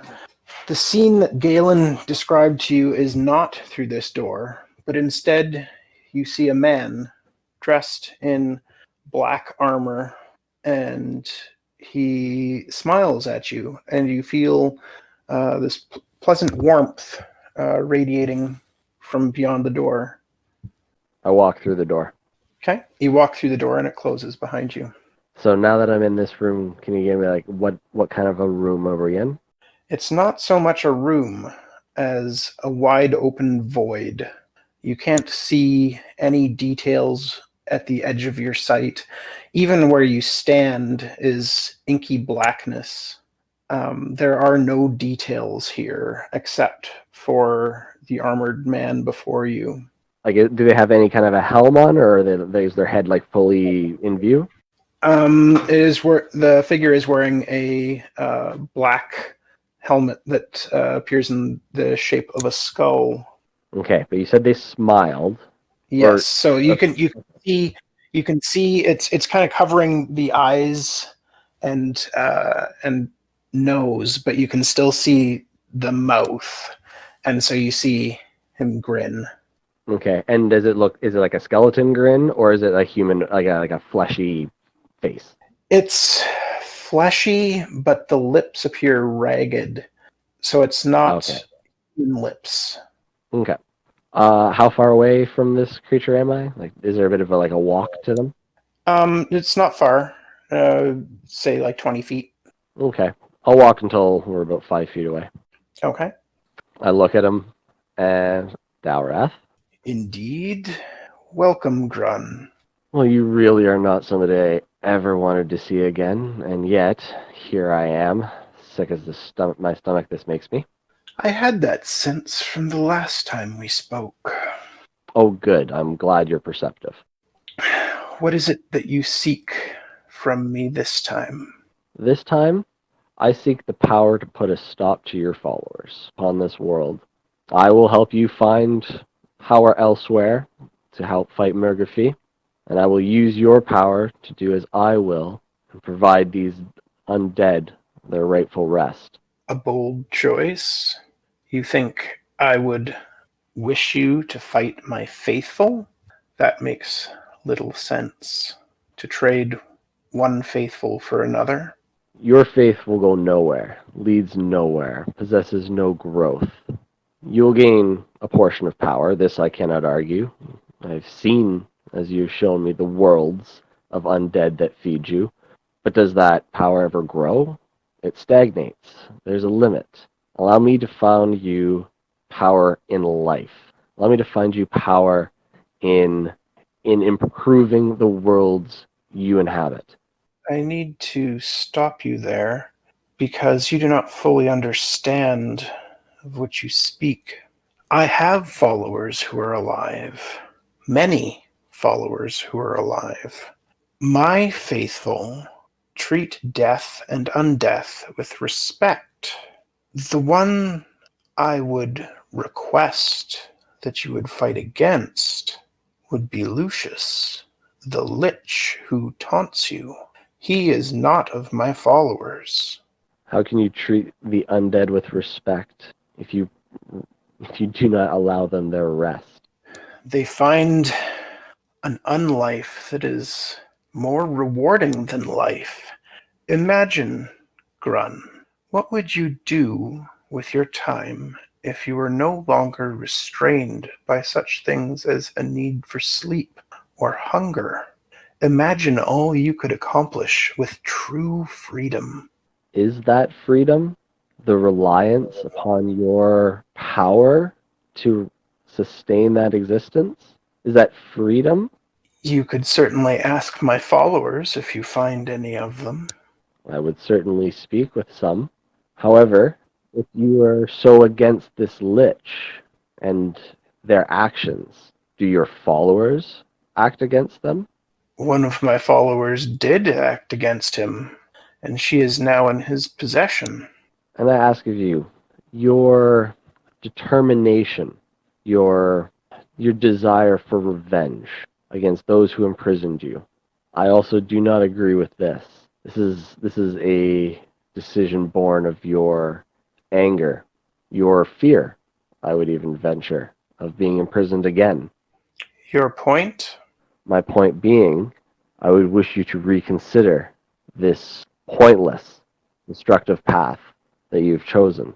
I would ask you to consider, again, working with those to convince them through your actions that the future they once feared from you and your brother no longer exists. You have already seen the outcome of this with Kelimvor. I have attempted your way at your request, and Kelimvor stood staunchly against me for my past actions, not seeing that I have changed my ways. Have you shown any of them that you have changed your ways? The moment you returned to existence, you immediately sought out to imprison them all. Why would they believe a word you say? Why would they not fear you? Believe me, imprisoning them is a change. Then allow me to be their representative. Allow them to watch through me and those of my party that you seek to change your ways, that you seek a better path. They will not believe you. Perhaps they could believe a mortal with no power in this game. That is an intriguing idea. I believe that there is a way that I could allow them to see your actions on my behalf. Then, if you will grant me your power to take down this lich, to hopefully restore your follower from his grasp, and save all of these worlds from Murgaphy, I will work with you to convince the gods of your true desire for a different outcome than the last time. Very well. And Yeah. the vision ends, and Grun wakes and feels power flowing through him. Okay. Question, what time is it right now? It's not long after you started your meditation, so it's still close to noon. Okay. Is there a spot that Grun can kind of step off to, like a tree or something? He'd like to kind of like go off behind, and he's just gonna kind of sit down and kind of just cry quietly for a little bit. Sure. While that's going on, is Freddy back? I'm not sure. You just mentioned that you were going to go off and find Ariadna, so I wasn't sure if you wanted to role play out that interaction. I think a lot of it's going on behind the scenes. Okay, no problem. But then we don't get the scenes. We got a scene. Can we at least hear her smacking around Freddy because she's really angry? She's angry and sad. Ryan, in terms of me following them, if I see them together, I will just immediately come back to the camp. Okay. Thank you, Skippy. You're welcome. Do you want to play dice? Yes, I think I do. All right. Let's see. How about this bracelet of mine for your diamond? I'm not as stupid as I used to be. Skippy, I never thought you were stupid before. Oh, okay. Well, I think it's time for bed. It will be an early night for us, that is for sure, and I don't think I can risk hunting. So I don't think I will. Yeah, I guess we got to do a ration. Yep. And Skippy, you no longer have rations. Okay. I'll check my pockets. The party had some.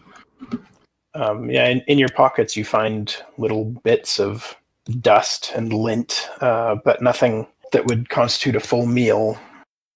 I don't think I have any rations left. These rations don't look good. Did we have party rations? You had said we did, right, Ari? Yeah, there are party rations, I believe. Yes, we have Alright. quite a bit. Okay, maybe I'll take, is there 5 there? Oh yeah, you can totally have 5. Okay, I'll take 5. Okay, with that, Skippy will curl up in his bedroll and go to sleep. Just so everybody knows, we have 20 days rations left in the group party. Or, so the group funds. Gaelen will not intrude on Grun, but as soon as Grun is returning, Gaelen will approach him. Grun will just kind of wave you off and crawl into bed. Completely respected, but now he's still got a couple of party members he's going to have to start looking for. So, unless somebody says otherwise, we'll have the long rest pass. Unless anybody wants to do anything else. Not for me. Do Ari and Freddy rejoin the group after a little bit? Probably not. At some point, Gaelen will show up. Kin Freddy. Hello. Camp is set. Your places are prepared. Anytime you wish to return. You are returning, yes? We're working through some issues. All right. Is there anything I could help with? No, it's nothing that you've done. All right. Best of luck. Galen will return and thrash Skippy a dice.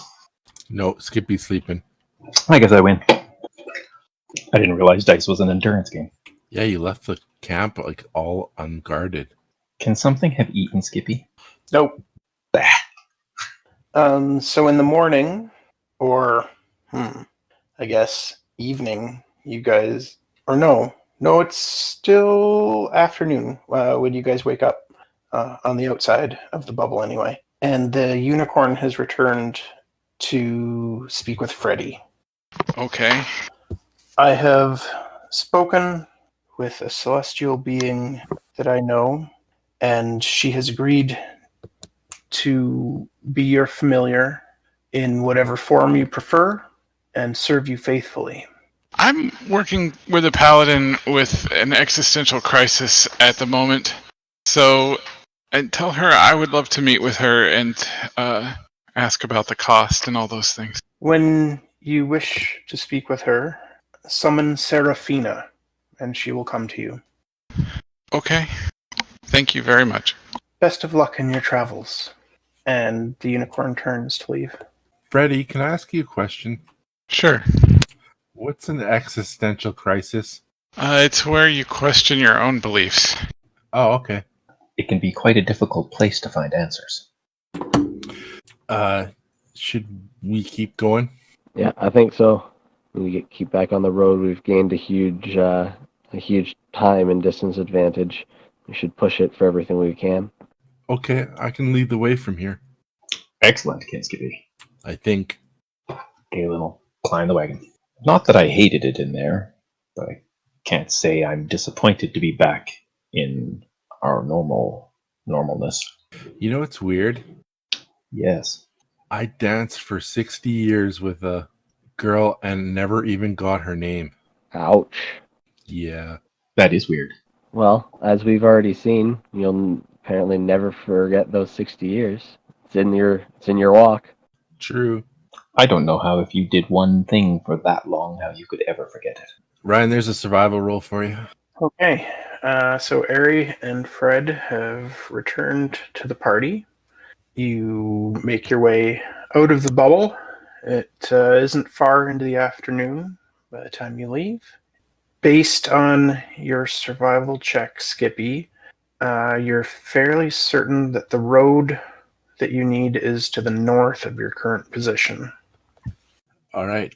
I will begin to lead the way, all the way while trying to remain vigilant for anything. Is Ari driving the wagon? Yes. Ari, are you continuing to teach Grun how to drive the cart, and are you continuing to learn Draconic? No. Okay. Grun will be sitting in the back of the cart. Okay. So you do make your way north, mostly north, a little bit to the west to avoid the bubble, which, Skippy, you can now faintly see the edge of, which is, I don't know, you might consider that a little strange since you couldn't see it before. Yeah. But you're able to avoid going back into it as you make your way north. Okay. So about 4 hours later, you're getting into the early hours of evening, and you do come across the road. See? Told you. There's the road. Well, I'll continue to lead us down away from the bubble and hopefully toward Valshani. Yes, please. We Yep. should be making all haste to Velshini. You continue on for another half a day. You have the regular sounds of a jungle around you. It is perfect traveling weather, no problems whatsoever, and getting dark, deep dark by the time you're tired and need to stop for the night. All right. Are we? Let's look for a good place off the road. Yeah, I think so. We don't want to. We don't want to invite trouble by being right on the road. Can Skippy help you find a suitable place? Sure. How's that for a suitable place? Yeah, you find a really nice spot off the road that's got lots of cover, good drinking water right there, plenty of food, and it's just the perfect camp spot. And as you're not in the Feywild anymore, you don't have to worry about that. Yay! Oh yeah, then we have nothing to worry about. Yep, perfectly fine. Yep, just broke the party, but it's all good. What? No, there's no problems with the party. Everything's perfectly fine. Just try to pick up the pieces. We'll all sit down at the campfire, sing Kumbaya, and everything will be just fine. Right, guys? How do you sing Kumbaya? Nobody wants to hear me do that, so... I disagree with you. So do I. Then I'll agree with me. I don't want to hear that. Okay. So unless you guys have something to talk about, the night will pass uneventfully. Yay. Gaelen's just trying to keep himself as central as he possibly can. So if at any given moment anyone needs something, prepared. But he's not poking into anyone's space. That night, actually, though, Grun will kind of, when everyone's kind of like eating or whatever, will kind of walk forward and kind of fill in everybody in as to what happened during the meditation, the conversation with Dowreth, and the deal that he struck with him. That could not have been easy, King Grun. No, it certainly is not. My hope is that once this task is completed, once the other gods hopefully can see a change in the way that Dowreth and Shiro act, then perhaps there's a chance of something better after all of this. Perhaps freedom for the other gods. And perhaps I can return one day to Kelemvor. I think making deals with gods that you don't know leads to bad things. I What my agree with recent you. experience has taught me. Oh, indeed it can. Why do you think I was so opposed to this course of action all this time? I agree with you, Kin Freddy. But right now it appears that there are only two beings in the game. We need something on our side. So does this make us evil? Our actions are the only things that can make us evil.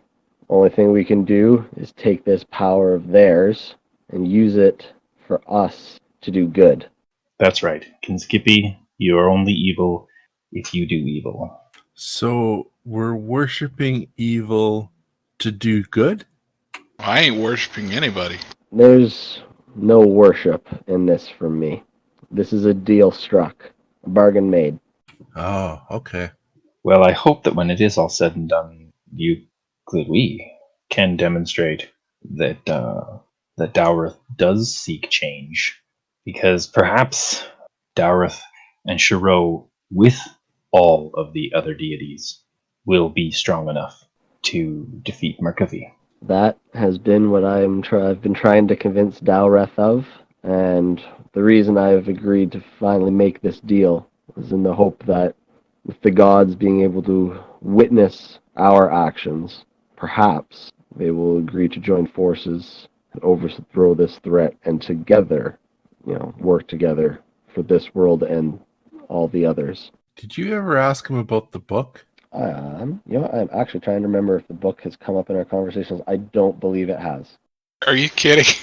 I mean, this is the whole reason we've been out here, and poor Skippy just wants to know about the book. And Okay, considering how many conversations we've had and the content of our conversations, the book has been very small pieces to the conversation, to Grun. That's fair. It is a very difficult path that you faithful have chosen to walk. I can respect that.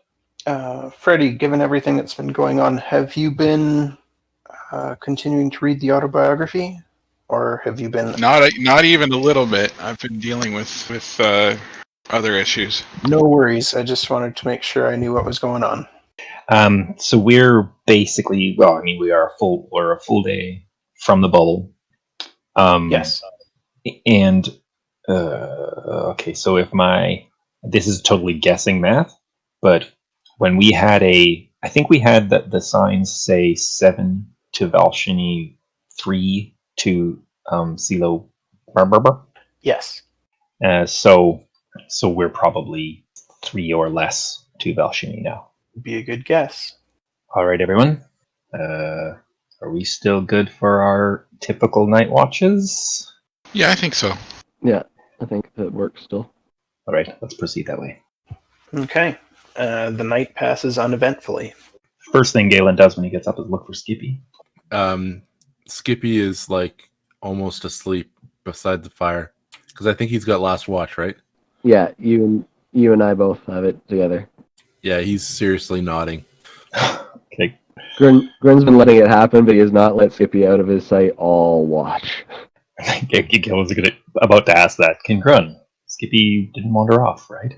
No, and I felt I should let the old man get his sleep. Yeah, that's right. Come on, old man. Let's get going. I'm not old, am I? I am old. I'm older than you. Respect your elders. Now, listen here, little halfling. You are not older than I am in years, but you are physiologically. Still not as old as you? No, Ken Skippy, you have about another 100 years to go. Man, you're old. You're old. No, but you're older. Yeah, but you look older. Yeah, but you are older. Gaelen will climb up the cart. Okay. So you guys pack up camp and continue on your journey. Gaelen and Skippy, do you guys want to hunt for food, or are you continuing to use rations? Oh, yeah. I'll hunt. Sorry. Yeah, we're out of the Feywild. That's right, yes. Yeah, you guys find more than enough Successfully, I food would say. for the party, and also the cats. Everybody eats quite well today. Hey. How does everyone feel about pushing? I think that we are less than 3 days. It is within the realm of possibility that if we pushed, we could do it in 2. Yeah, I want to get back to the city. I can't exactly say I'm super excited to get back to Valshini. It was a long time ago I left. I imagine that there's plenty of reasons that you left. However, hastening our journey there is probably not a poor idea. The animals may, and we can hopefully get our rest there while we seek out the secrets of the book. Well, the well-being of the caravan is Canary's call. Not anymore. Can What? Are you Ready? talking about the wagon? Yes. Because caravan is typically like all the animals and all that stuff. I'll drive the wagon. Canary, do you think that we should push the tiger? Whatever. All right, let us push and see how that serves us, seeing as we have eaten so well. Okay. Who is riding in the wagon, and who is riding an animal or walking? I'm in the wagon. Seeing that we're going to push, I'm going to walk. If we're pushing and you walk, then both you and the cattle have to make rolls. Oh, yeah, I guess that's a good point. All right, I'll ride. And Freddie, are you in the wagon with Ari? Yes. So, his tiger could be in the wagon, or can we attach your tiger as well, and then Yeah, do that's they get fine. advantage? Would they get advantage, right?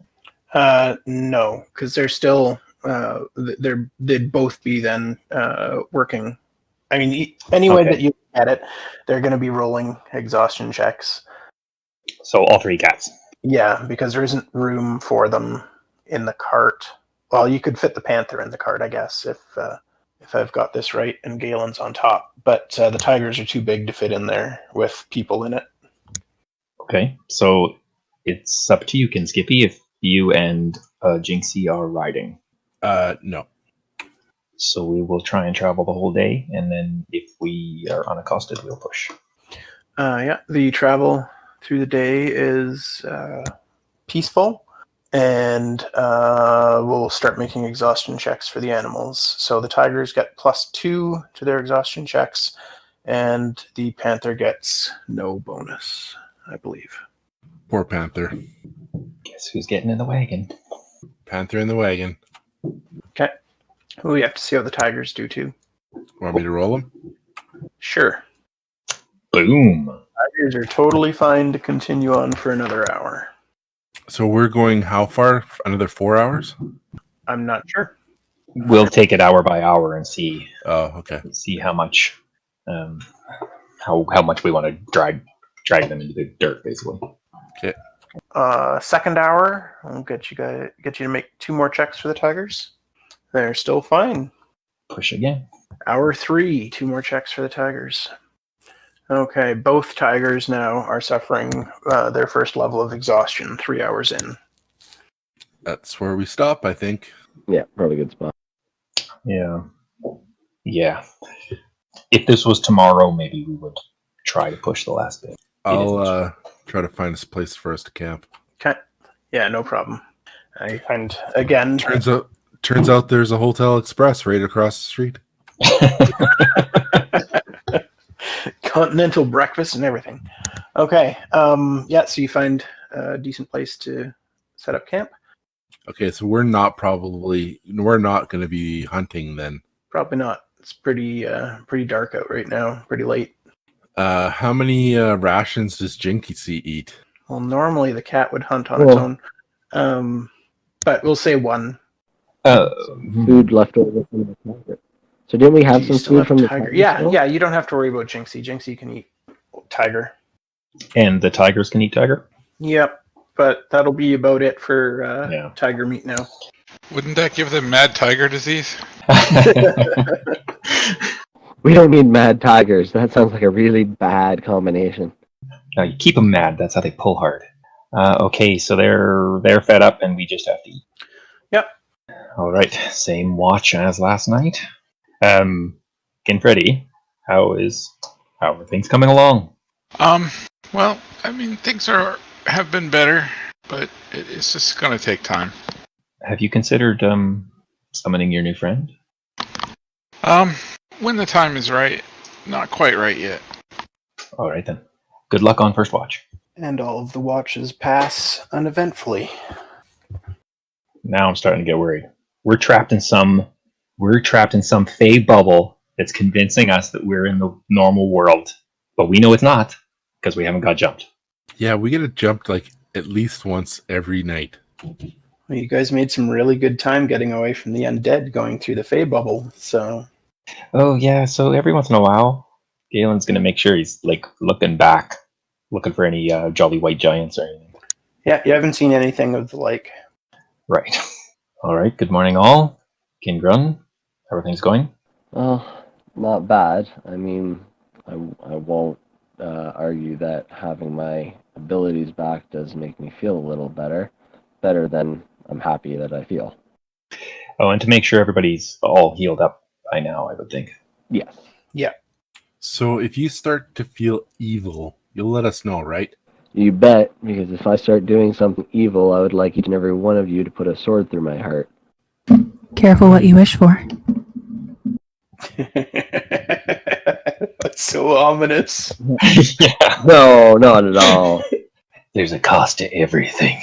Yeah, if I start doing evil actions, absolutely. I'm sure, Grun, you will not be changing your colors any day soon. That is my hope. Shall we mount up? We have, hopefully, a very long day ahead of us. Okay.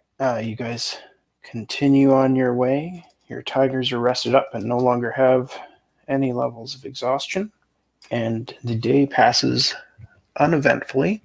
Near the end of your regular traveling day, ahead you see a strange sight.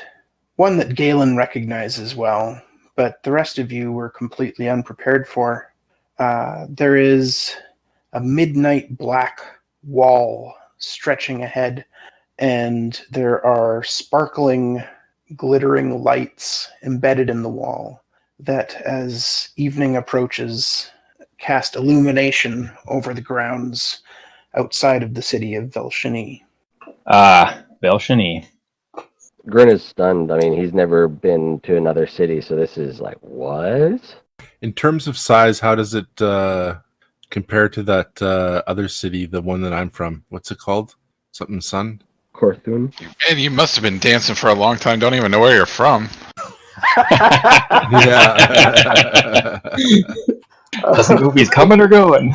Skippy, you're from the Kingdom of the Sun, I believe. Yeah, that's right. Right. That city is definitely much larger than Velshini. Velshini is a large city for elves, but their population is smaller than major human centers. So it's not as large as Korthun either, but it is still fairly impressive in size. And it's carved right out of the forest where it's still all tree cover. The trees don't go right up to the wall. There is some open grassland for about 100 feet before you get to the wall, because the elves have cut away the jungle to allow them to see invaders coming towards the city. And upon closer inspection, you do see guards walking the top of the walls.